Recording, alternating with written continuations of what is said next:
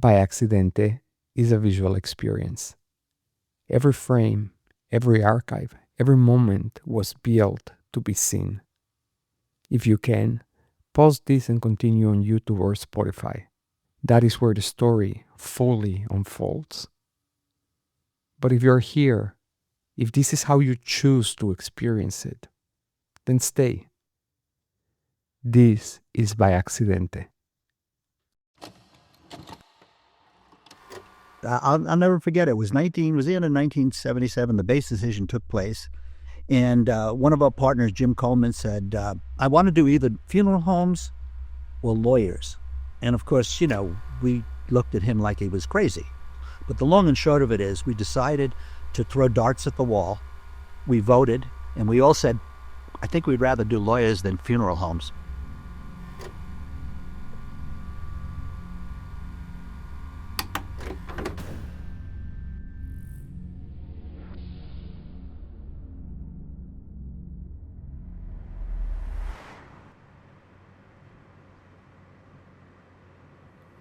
Before the billboards, before the phone numbers on television, there was a rule, an unspoken understanding about what lawyers could say and where they could say it. Then something shifted. Not overnight, not quietly. If you want to understand how legal advertising changed in this country, you have to start with the moment the door cracked open and the people who walked through it. Lial, how are you? Couldn't be happier to see you. Welcome to my favorite room of the house. This is impressive. Well, I mean, it's where my wife sends me when I'm a bad boy.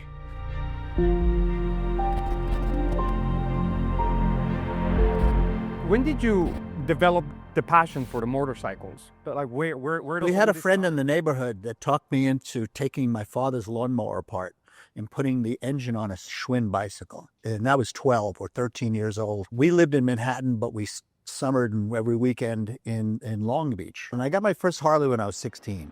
Several of us went out and bought bikes, and we hid them from our parents because, it was can't ride motorcycles. It just grew and grew and grew. Meet the guys who know their motors. Kind of like wonder if each one of them kind of like represents a different chapter in your life. Every time you build a bike, it's a chapter in life. And I've been in the hamsters for well over 30 years. 30 years. So it's a passion of mine. What about that picture? This Sounds one, like that hospital. Well, this one is the most important picture. I have been on the board of directors of a hospital, and that was just a thank you from the kids. The one thing I love about the motorcycle community, the real motorcycle community, is that everybody's equal. Nobody gives a shit if you have, $1 billion or 2 cents to rub together. Everybody is the same. And I'm going to be 76 next month. My passion is still on fire. How were you feeling on these big production sets, big brands? Tell me about those days, please. The first word that comes to me that I felt when I was 25 years old, and the first time I walked on a set, was intimidation. I was totally intimidated. I was out of my league. Bill Meiskens was the executive creative director of J. Walter Thompson, and he was an iconic individual in the advertising world, one of the original madmen. Long and short of it is I met Bill, and we rode down to New York City on a Monday and came back on a Thursday. And by the third week, he said to me, "Hey, kid, I'm going to teach you how to make television commercials. I want to leave Madison Avenue. I'm burnt out. This is what I've done. And I have an idea to produce syndicated television commercials." Syndication is producing one television show or one product, and other people are sharing in the cost of it. So you break the cost down, you get a quality piece of production, and you own it for that marketplace. That's television syndication. Now keep in mind, at the time, Bill was producing the Noxema commercials, Irish Spring, and De Beers. Give her a diamond. It's forever. What he specifically said to me, he says, I'm going to produce television commercials that a local retailer can go back to back with a national spot and not take a back seat. I understood that. And I said, that sounds great. I'm in. And so we're looking at these categories. We want to expand. I'll never forget it. It was the end of 1977. The base decision took place. And one of our partners, Jim Coleman, said, I want to do either funeral homes or lawyers. And of course, we looked at him like he was crazy. We decided to throw darts at the wall. We voted, and we all said, I think we'd rather do lawyers than funeral homes. And we, on a whim, we produced a series of television commercials. We filmed them up in New England. A speeding truck forced a car into this guardrail. Through no fault of his own, the driver was seriously injured. He hasn't worked since. Suppose this were to happen to you. Who would you call for legal advice? Williams, Green, and McKinley. Legal fees come out of monies collected. If you've got a cause for action, we'll help you take it. There are statutes of limitations. Act now before time runs out. Call for free consultation. Truthfully, you could use those commercials today if you had different wardrobes and different hairstyles. But the message is the same. The message resonated. Please remain inside your car. Could you lose your license over this one? Then you need a lawyer, fast. Call us at Williams, Green, and McKinley. The challenge for us was, how do we make commercials with our own money? Because we put our own money in our own time. We weren't taking any money out. We weren't just putting it in. You were not getting clients and telling No, them, we are no- planning on doing this. No. Get now on at a special rate. You were producing and showing up the final product and then selling? Absolutely. No, we just did it. We just did it. We were not beholden to anyone. We decided to do this on our own. Bill really was the catalyst. We made the commercials. We looked at each other and said, okay, well, you go there, you go there, you go there. I happened to come back with more money than anybody because I was a hustler. I was a kid. Yeah. I was passionate, and they made me a partner. They had built the engine. Now someone had to put it on the road. If you've got a legal problem and you're rich, you can afford any attorney. If you're poor, you get free legal aid. But if you're in the middle, you should know about a law firm called the Legal Clinic of Jacoby and Myers. There was no other lawyers in 1977 when Len Jacoby went on television. And Len went on television in Los Angeles and then went on in New York before anybody, before the decision was even made. Len showed us the path. But I will tell you, lawyer advertising didn't begin with us. Abe Lincoln was an advertiser? I do. So lawyers have been advertising for a long time. Any lawyer that tells you they don't market is not living, because everybody has their own way of marketing. We were the first people to do it on television and bring it to the public. Lawyers have been allowed to advertise their trade since the Supreme Court said so in 1977. When the case was argued, attorneys claimed the ads would bring middle-income clients into a legal system that had largely excluded them. Advertising, they said, would attract volume business and thereby lower legal costs. The ads have done that. The advertising obviously has a beneficial effect. It produces clients. So I think it's helped people. It's also made the lawyer a little bit more human to people. They see that they advertise. They know what the price is before they walk into the law office. Some lawyers who don't advertise, I'm sure, are making substantially more money than we make. We make a living. In November of 1978, the New York Times reported that only 3% of American lawyers had tried advertising. Some of them paid for it. Bart Cox of El Paso, Texas, spent $1,000 on newspaper ads. He later closed his practice. I was castigated for stepping out of line, he told the Times. Advertising blew it for me. In Massachusetts, Litvin and Weinberg became one of the first firms in the state to advertise. They were also among the first to go out of business. Others rejected it outright. David S. Smith of Brookline told the Times that only a shyster would advertise. The backlash was not abstract. It was financial, it was reputational, and it was immediate. I thought it was the worst decision I ever made in my life. Walking into a lawyer's office and dealing with lawyer commercials. We were the black sheep. We were the devil. We were chastised. We were dirt. Them saying that, we're poisoning the well. And I was so discouraged. And we were peddlers of commercials. We weren't booking the airtime. We weren't strategizing. We just made a bunch of commercials and we sold them. What were these first lawyer advertisings about? They were about divorce. They were about bankruptcy. They were about the type of problems that people easily understood a lawyer could help. Imagine that someday you'd be considering a divorce. Now that you are, your biggest fear is tearing the family apart. And one of the reasons, in my opinion, that divorce and bankruptcy jumped in a little bit earlier than PI, and they didn't really, but they voiced their desire to, is because they had less resistance from the bar. The divorce bar is not like the PI bar, and it's certainly not like the criminal bar. It was the path of least resistance. They had less resistance, so they kind of jumped in. But revolutions do not begin with the establishment. They begin with the ones who have something to prove. I'll tell you who was one of the very first people that we wound up meeting was Morris Bart. Sam Bernstein was one of my very first sales. John Heyman in Hartford. I remember Joe Atlas Skirbel. I never heard of the guy. Somebody said at the TV station, he's poking around. Actually, he's the first person I shot the Spanish commercials. We'll get to that.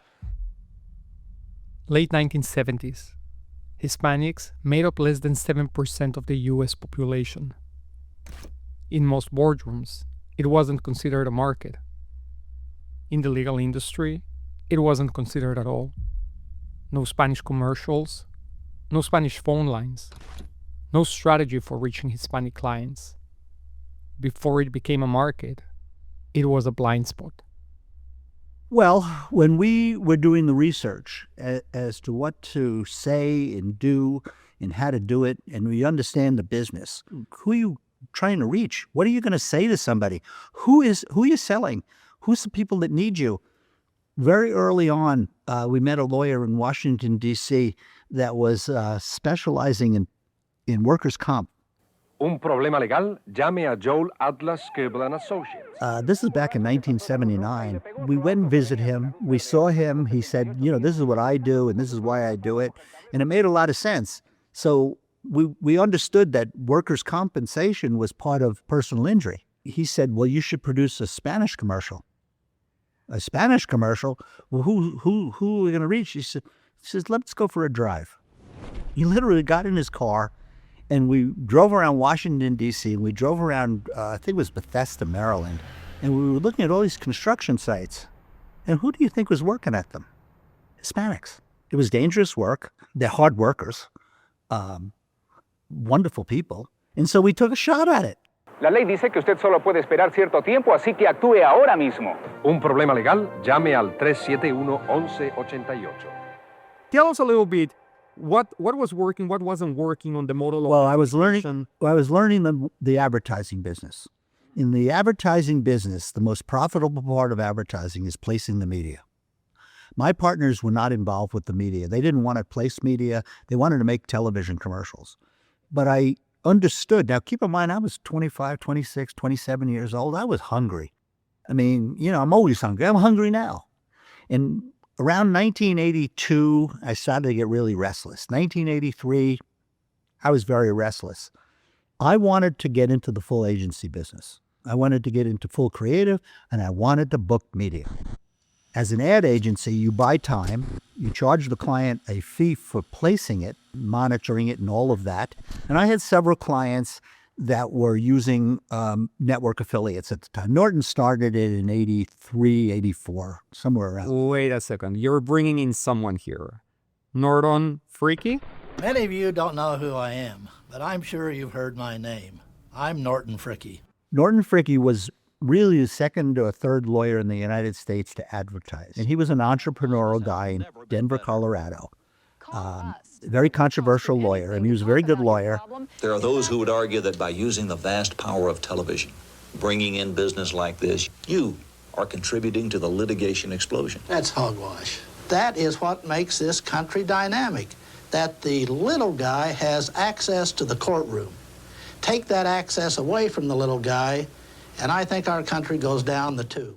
Norton decided to get into the legal advertising, and he went on television. And of course, the phones lit up and other lawyers calling him and saying, well, I want to know what you're doing. Can I come to Denver and visit you? And he decided to get into the agency business. Norton Fricke and Associates has a new ally in our fight to help accident victims: time. I was already in the business. I had at the time 51 clients or 52 clients, something like that were buying our commercials. And I made the conscious decision, a career change, that I wanted to get into the business full time. Several of my clients said, you should really meet Norton if you're looking for, a change or you want to start your own agency, but you guys should, get to know each other. And so I had several clients, 2 specific clients, and they introduced me to Norton. And Norton, said, what are you doing, kid? And I showed him what we're doing. And he looked at it and goes, let's do this together. And so I picked up and I moved to Colorado. And we built network affiliates. When we got together, we exploded the business. Advertising could make the phone ring, but ringing phones were only the beginning. Because behind every call, there had to be a system. And most firms didn't have one. Making a television commercial and making the phone ring is one thing. In the legal industry, that's the easier part. The challenge really came in, Leal, in answering the telephone. But when you're running a television commercial and you got 12 lines and they all light up and you got 40 calls that are behind it that you're wasted because you couldn't answer the telephone, that we had to acknowledge that. So Norton, with the infamous understanding of lawyers, said, time out. Let's all meet in Denver and talk about it. He pulled together the first client meeting and he said, okay, we all have the same problem. How are we going to solve it? So you guys were a mastermind. Exactly. That's exactly what happened. And we just didn't know what to do. So we kept hiring more people. Answer the phones. Now I had 5 people answering the phones. And then we had to add lawyers. Then we had to add paralegals. And that's how this business really grew. By understanding that we had to process the work. And that's the most important thing. Advertising is a lot more easy than moving people around. How long did it take you to revisit Hispanic advertising? A while, which is interesting. And, sometimes, when you're in a storm, you see what's in front of you. And we were in a storm. We had a tsunami coming at us. Between the phone calls, between lawyers saying, okay, now you got me on these television commercials, now what do I do? And slowly network walked into it, and rightfully so. The demand was already overwhelming. Taking on another market meant failing to the one they already had. Good agencies, they're responsible to their clients. If you take on more business than you can handle, then you're not handling the business that you have in hand. And a good agency is not going to do that. A greedy agency might do that. Or somebody that oversells something is going to do that. But early on, no, I feel very comfortable saying we didn't take on business that we couldn't handle. That doesn't mean we didn't hustle and we weren't behind the 8 ball a couple of times. We worked our asses off. What did you personally lose along the way? Well, I lost a lot of sleep. I lost some weight because I was stressed. We were all stressed. We were swimming upstream. I wouldn't say that it was disoriented. It wasn't chaos. We had a plan. We worked on what we did. We had pride in what we did. We did a good job, and we moved on to the next one. We didn't allow the situation to take us over. We're now around the mid-80s. 13 million civil suits were filed nationwide. The culture was changing. The law 2, 1-800, the law number 2. Legal advertising has changed so much. When people say, well, what did you do? I said, I let the animals out of the cage. It's a metaphor for, it's a free-for-all. The difference between early advertisers and early lawyers and what I see now, and I've talked to everybody, they put profits in front of people. And it has become, in my opinion, the majority of lawyers that are out there, it's a money grab. But I have, for associates, people I know in the business that couldn't give a shit about that client. All they're interested in is what case came in.